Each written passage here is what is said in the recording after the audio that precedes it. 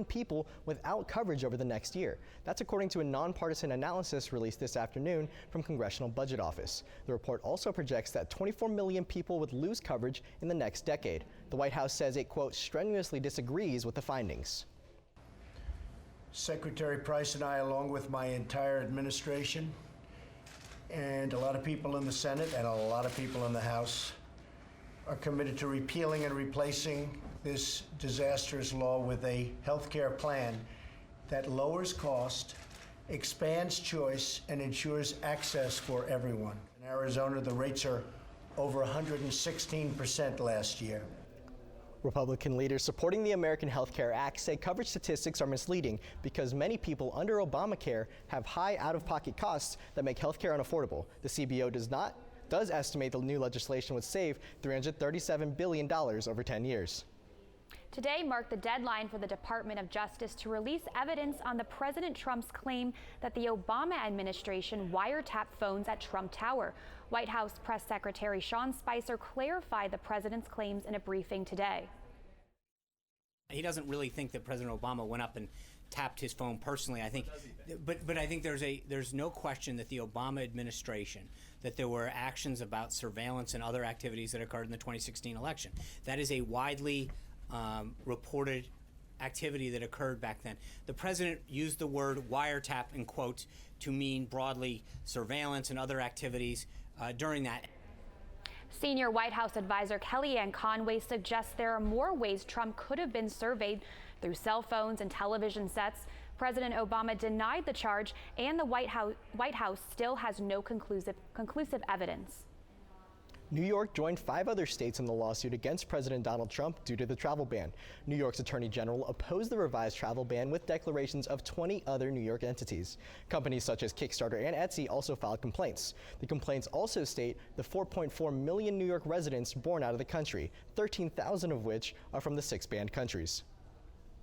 The Trump administration has also proposed cutting federal funds to sanctuary cities, those that have gone on record saying they will not fully cooperate with federal immigration authorities. At the National League of Cities conference in Washington today, city leaders, including Tempe City Council member Joel Navarro, discussed how to respond. Cronkite News reporter Anthony Marroquin talked to the councilman about how his personal experiences has shaped his views. Criminals need to be off the street, end of story, but we don't need to be taking families apart. Amid national discussions on how to ramp up immigration laws, some city leaders are saying things have gone too far. You can't have a community where some of your members don't feel comfortable reporting a crime. That doesn't help anyone. Navarro, who also works as a Phoenix Fire Department division chief, says he's seen that fear in immigrant communities firsthand. You get to hear some of the stories, especially trying to get people that really need emergency help, not wanting emergency help. And it's because of the fear of deportation and things like that. According to Navarro, cities should instead focus on educating immigrant residents about what resources are available to them and how those resources work. Really get them involved in understanding the government. Really get them involved to understand, where they can go and how they can, voice their message. No one at the panel was pushing for the adoption of sanctuary cities, but they said that cities still have the responsibility to help all their residents. This is just our time, and this is our time to be tested, and this is our time to get through these days and make it a country for all. In Washington, Anthony Marroquin, Cronkite News. In Phoenix, women-owned businesses are growing at 1.5 times the average rate. A new co-working space geared towards supporting women in business would like to see that number grow even more. Reporter Kanak Jha talks about how the co-working space trend and how that can make an impact for women and the local economy. Entrepreneur Felina Hansen has a goal. My goal for Hera Hub is to support over 20,000 women in the launch and growth of their business by 2020. Phoenix has seen a 64% increase in women-owned businesses since 2002, according to American Express Open. But Felina Hansen, founder of Hera Hub, hopes to help even more women when she opens her co-working space. So there's tons of women out here that are doing amazing things, that have small businesses, that want to grow their businesses, and have great ideas that want to start. Hera Hub will be joining multiple other co-working spaces here in the Valley, including Cahoots. Cahoots was founded in 2010 and focuses on diversity, while Hera Hub will focus on promoting women entrepreneurship in Phoenix. Cahoots founder Jenny Kuhn welcomes the competition and says more co-working spaces can help the local economy. Yeah, when we started, it was all about educating people on the co-working movement. Now it's really about educating them on how you grow better businesses, how this is a huge benefit to a city, how this is creating jobs and community and better businesses in general.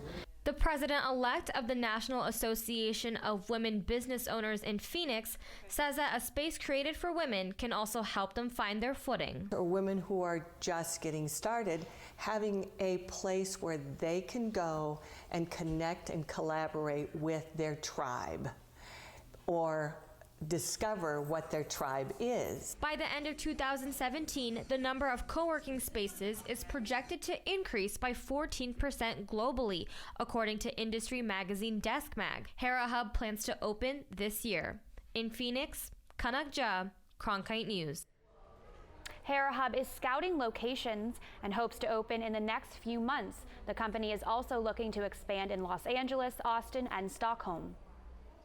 States like Arizona often fight to land the next big tech company, but corporate HQs don't come without controversy. Cronkite News Los Angeles reporter Lauren Negrete takes us to Venice, California, the headquarters of Snap Incorporated. Some neighbors aren't happy with their beach town turned tech town. The locals say their neighborhood is not a tech park. And instead of enjoying the beach, they're out protesting Snap Inc. Its founder, Evan Spiegel, wanted his headquarters in Venice for the community vibe. He said he wanted an office on the beach. What I'm seeing now is he wanted a whole beach to be his office campus. Cross says that sense of community and culture has been lost as Snap has grown into a bigger entity since its start in 2011, with 1,000 daily users to now over 100 million, with a market value of $34 billion. Other residents say the expansion of the company has come at the cost of local businesses. His depiction of Snapchat as the Grim Reaper and 30-plus properties throughout Venice that are now gone. They've displaced small businesses and residents. Half of these properties are on the boardwalk. I want them to stop developing, stop buying up in all the land grabbing that they're doing around here. In a statement, Snap Inc. says, "No one could have anticipated how quickly we've grown and has already begun focusing our future growth outside of Venice." The LA Times have reported that Snap Inc. may be expanding to Santa Monica. In Venice, Lauren Negrete, Cronkite News. Starbucks CEO Howard Schultz will be giving the commencement speech at Arizona State University's graduation this May. The ASU partnership with Starbucks has given college students that extra edge when studying for classes and the financial help to provide the ASU student employees. For students, accessing materials needed for class has been made especially easy in the digital era. But that's not the case for all students.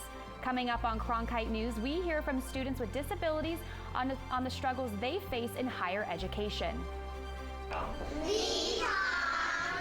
And learning another language can be difficult, but for some Valley second graders, it's as easy as counting to 3.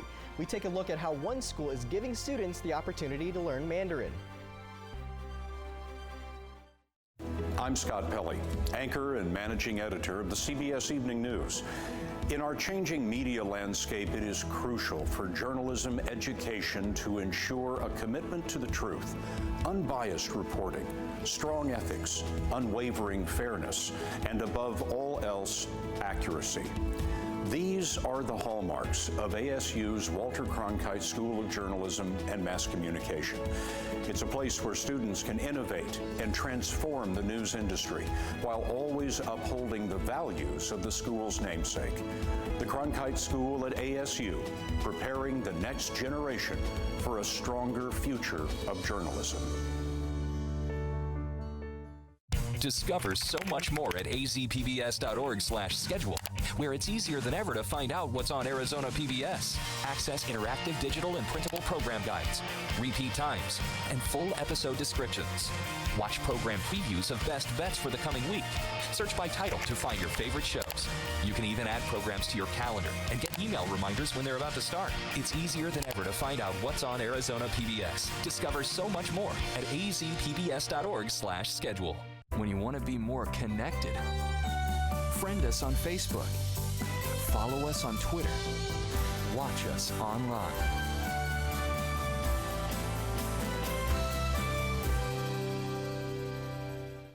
Imagine signing up for a required college course and being forced to drop it because you can't access the coursework. This is the reality for blind and visually impaired students at universities across the country. Reporter Kaylee Nassif tells us how blind students in Arizona are working to make college easier by changing the way they access learning materials. The Americans with Disabilities Act requires colleges and universities to provide access to equal and on-time education for all students, but it's not always clear how to do that. The Accessible Instructional Materials in Higher Education Act is looking to change that. College students often complain about the price of textbooks, but imagine paying all that money for a book you can't even access. That's the reality for many blind and visually impaired students, like Brian Duarte, a computer science PhD student at Arizona State University. His first semester as a doctoral student, he struggled to access the course materials for a theoretical computing class. I ended up having to drop the course because I was contacting the Disability Center. They didn't have a solution. The professor didn't have a solution. I didn't have a solution. There was no solution other than to drop the course or fail the course. Duarte was one of 100 people from the National Federation of the Blind of Arizona who recently lobbied at the state capitol. Their goal? To inform congressmen about the AIM High Act, a piece of national legislation that would develop guidelines to help universities provide accessible materials. Higher education should be equal and accessible and on time for all college students. That is the law, but very often colleges and universities aren't sure what needs to happen to create that equal and on-time access to education. In order to receive accessible materials from ASU, students must register with the Disability Resource Center and request the materials they need. The DRC then requests the textbooks from the publisher, which can take anywhere from a few weeks to a few months. I mean, that's part of the reason why the Disability Resource Center is here, is to ensure accessibility for students in the classroom so they can access the information just like any other student. And I think one thing that we continue to work on is to ensure that that is happening and that those barriers are being reduced. Accessible materials can be a variety of options, including a screen reader and things like this Braille keyboard. But keyboards like these cost over $2,000. Students with disabilities can also face trouble with online programs required for homework and Blackboard, the system students use to submit assignments and access their grades. Achieving a degree isn't just doing the coursework when you have a disability. Achieving a degree is much more, and it is more time, more effort, a lot more frustration. The National Federation of the Blind of Arizona says the AIM High Act is universally supported, but they want the Arizona legislature to learn about the act and to vote in favor when the time comes. In the First Amendment Forum, Kaylee Nassif, Cronkite News. It's the most common spoken language in the world, and right here in the Valley, students can start learning it in kindergarten. Cronkite News reporter McKenna Delgarno went to Tarwater Elementary School, where students are learning Mandarin. There are 14 schools here in the Valley that offer Chinese language immersion programs. Tarwater Elementary School in Chandler is one of them. Students participating in the program spend half the day learning in English and the other half in Mandarin. It makes them special and different, so they are passionate to learn this language. Lisa Ye is a second grade Mandarin teacher at Tarwater. She says there are many reasons why students choose to learn the language. They love Chinese culture, and also one day they want to go to China.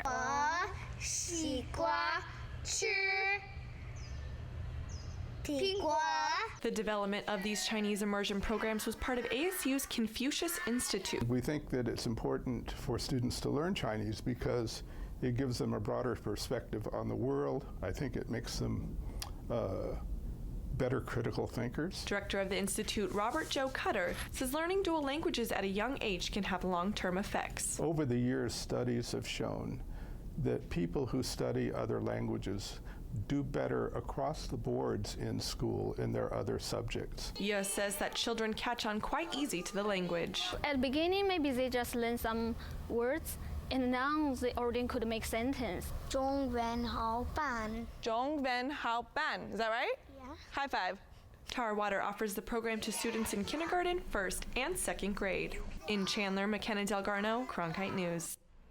To see a full list of schools that offer Mandarin immersion programs, go to confuciusinstitute.asu.edu. Young people often multitask while on the road. But not paying attention while driving can be deadly.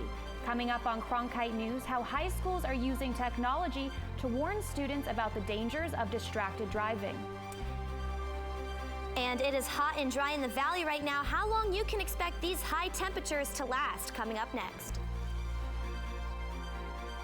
I think I finally found my hallelujah. I've been waiting for this moment all my life now. All my dreams are coming true, yeah. I've been waiting for this moment. It's good to be alive right about now.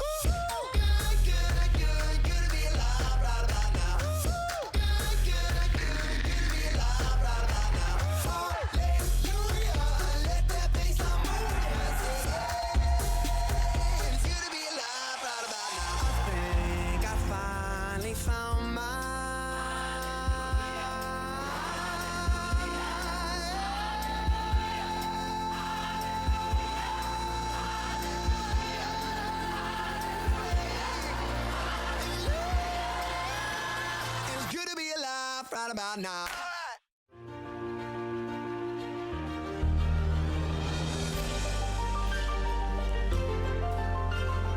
Officially from 36, and he hooks it in. Arizona State wins. Keeping one deep, and it is caught. Jalen Strong. Do you believe it?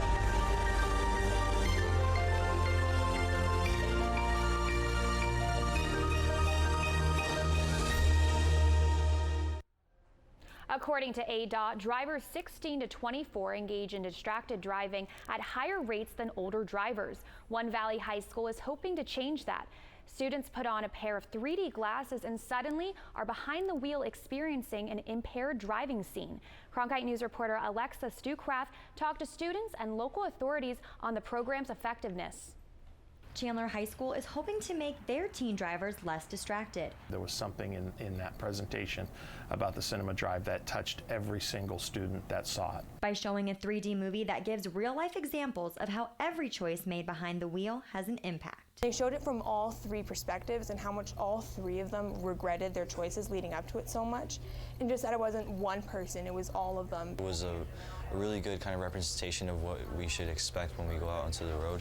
The topics of Cinema Drive ranged from distracted driving to drinking and driving. With all the topics, it made one thing clear. If you're going to make that decision, make the next decision to a not driving. We need to reach young people and people in general to realize what the dangers are of driving. This movie left an impact with students. My habits will be a lot more kind of slowed down, and I'll think about what I'm doing before I do it. After seeing like the repercussions of what can happen, I kicked up the safety. And others who watched it. I sat through it 6 times, and each time I was able to pick up something different or say, oh, that was cool, or that was neat. No, I wouldn't have thought about that. When it comes to teens and driving, there is one important thing to remember. Pay attention to the road, pay attention to what you're doing, and make sure you make it home safe. Chandler High School is the first high school in the district to try out this program. In Chandler, Alexa Stucraft, Cronkite News. The decision for Chandler High School to watch Cinema Drive was decided at the district level. Other school districts may decide to implement the program in the future. The Northeast is bracing for what could be their biggest snowstorm of the year. Up to 1.5 feet of snow is expected in some places, with more than 40 million Americans in its path. Cronkite News reporter Tyler Finger is braving the elements for us tonight in Washington, D.C., as the city prepares for the worst, but hopes for the best. Tyler? Hey, good evening. It's been snowing on and off here for the last hour or so, and that's expected to continue for the next 12 or so hours until mid-morning tomorrow. While it may be nice where you are, this massive winter storm is expected to have a ripple effect in Arizona and across the country. Right now, airlines are canceling flights ahead of the storm. At last check, FlightAware says more than 3,000 flights have been called off for tomorrow from airports up and down the East Coast. At least 20 of those were scheduled to head to Phoenix Sky Harbor. Airlines like Delta, American, American and Southwest are doing everything they can to get their planes out of harm's way so they can quickly ramp up operations again after the storm passes. Places like New York City and Boston could get anywhere between a foot to a foot and a half of snow as the storm moves through. And we just learned the U.S. House of Representatives has decided to cancel tomorrow's planned votes because of the storm. Back out here live, D.C. is bracing for anywhere between 5 to 8 inches of snow, and we have our rulers ready. The cities here in the region say they are prepared for what Winter Storm Stella might bring. And obviously, this is a far cry from what you guys are seeing in Phoenix with that extreme heat. In the Weather Center, Katie Fowler is there. Hey, Katie, what's it like there? Hi, Tyler. Wow, it looks so cold there, but here on the west, we're seeing beautiful weathers all the way from California through into Texas. And looking at Arizona right now, we're seeing a high of 90 in Phoenix, 65 up in Flagstaff, and 93 down in Yuma. And looking at low temperatures for tonight on 6 a.m. on Tuesday, 63 in Phoenix, 56 in Casa Grande, and 38 here in Show Low. There are some low temperatures, low freezing temperatures up in the north, but nowhere near like the northeast. And looking up into tomorrow, it's going to be similar temperatures like today, 91 in Phoenix, 90 in Casa Grande and Tucson, and 69 in Show Low. So above average temperatures for right now. And if you don't like this heat, unfortunately, it will be sticking with us. Next 3 days, Tuesday, Wednesday, Thursday, going to be 93 all throughout. And then in the mid to high 90s for the rest of your week with some clear skies. Katie Fowler, Cronkite Weather. Animal shelters in Maricopa County are at capacity. Coming up next, what happens to these animals when the numbers get too high? Cronkite News takes a look at the trends of animal overflow in shelters.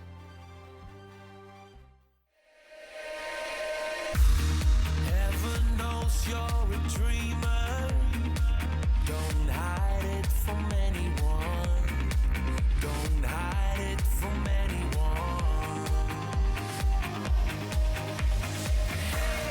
Would you believe me if I said we are here for a reason now?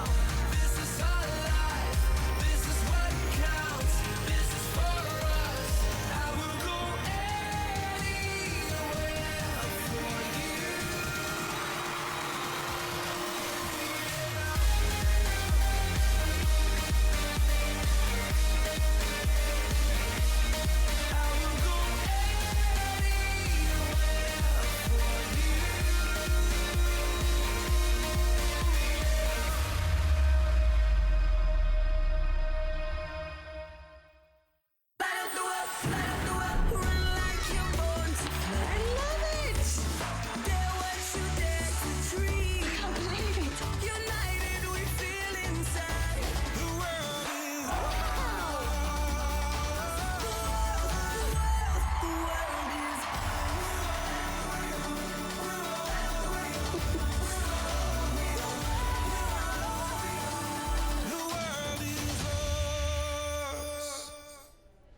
As temperatures rise, so does the number of dogs and cats in Maricopa County animal shelters. Judson Tomiko visited Maricopa County Animal Care and Control to see how they're trying to adopt out more pets. Summer is the busy season for both shelters ran by Maricopa County Animal Care and Control. But this year, with more than 750 dogs already in their care, the busy season is coming early. Annual reports show the shelters took in over 57,000 dogs in 2009, a number they were able to drop to around 36,000 by 2015, thanks to what they say is increased spade and neutering efforts. However, volunteers say they still need help. We're the only open intake shelter in the valley, so we can never turn away a dog, no matter how full we are. Our doors are always open. After limiting euthanations to only animals with severe health or social problems, adoption is the top priority for the shelter. For the months of March, Animal Care and Control reduced their adoption fees on adult dogs to $20, and adult cats have no fee. Animal lovers like Sharonda Askew couldn't resist taking advantage to adopt a new fur baby. I love it here. I think they do a great job. I hope they just keep doing what they're doing and keep putting these dogs in places where people like me can come and get a good dog. The people who work at the shelter believe for every dog adopted, 2 lives are rescued. The one that was adopted and the one that now has room to take its place in the shelter. Anybody who sees this, please come down, and even if you don't adopt a dog, just asking to get them out for a meet and greet gets them out of their kennel and gets their exposures to people. Playing with the animals, no leash attached, is welcome. In Phoenix, Judson Tomiko, Cronkite News.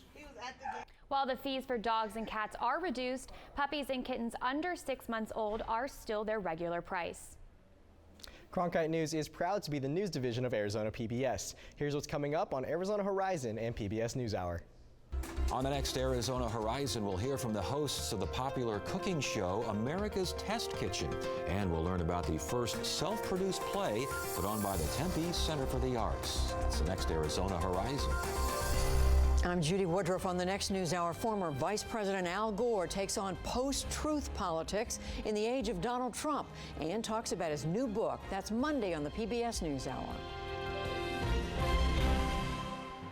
That's it for Cronkite News tonight. Thanks for joining us. For top Arizona stories anytime, go to cronkitenews.azpbs.org.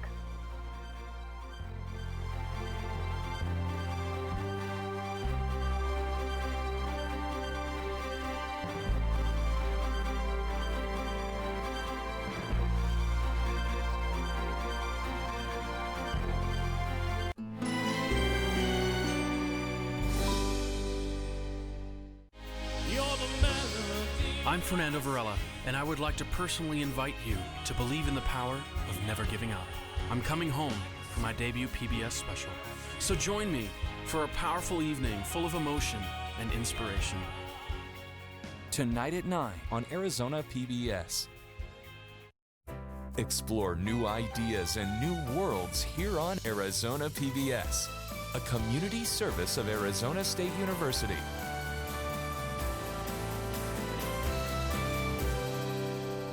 Hi, I'm Paula Kerger, president of PBS. The programs you love to watch, like Antiques Roadshow, PBS NewsHour,